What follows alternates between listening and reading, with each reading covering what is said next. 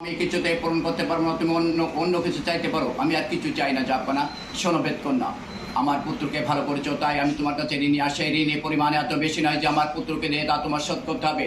তুমি এই রাজ্যের অধ্যক্ষ লিখে নিতে চাইলেও আমি তা দিতে অস্বীকার করবো না। এসব আবার কিছু চাওয়ার দরকার নেই জাপানা, দরকার না থাকি পারে কথা। কেন আপনার বেদের জাত, ছোট জাত, এই রাজকীয় ধন দৌলত নিয়ে কোথায় রাখবে? আর তা না হলে ওই রাজকুমারকে পেলে ওই বস্তিতে উঠবেন, তাই না? তোমাদের চক্রান্তটা কিন্তু মন্দ নয়।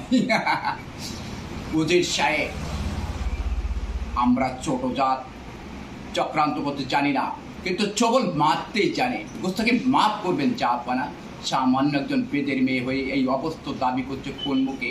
তো আমারও ভাবতে অবাক লাগছে, সামান্য একজন উজির এই প্রাসাদে ঢুকতে পেরেছে কি করে? খামোশ বেদকন্যা, তুমি আমার সামনে মুখোমুখি তর্ক করছো, জানো আমি তোমার কি কঠিন শাস্তি দিতে পারি? জানি জাপানা, প্রজা যদি অন্যায় করতে স্বয়ং বিচার করে রাজা, রাজা যদি অন্যায় করতে স্বয়ং বিচার করে খুদা। দুষ্কৃতী প্রহরী, এই মুহূর্তে ছোট জাতের বাচ্চাকে গলা ধাক্কা দিয়ে প্রাসাদ থেকে বের করে দাও।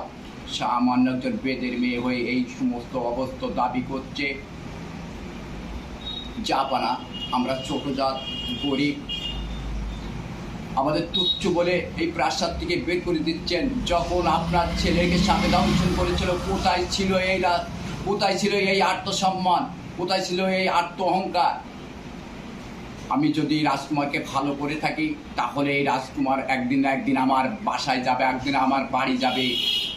চলো দাদি, দাঁড়া, তোমরা যে আমার সাথে দুর্ব্যবহার করেছ তার কঠিন শাস্তি তোমাকে পেতে হবে। মোবারক, আদেশ করুন।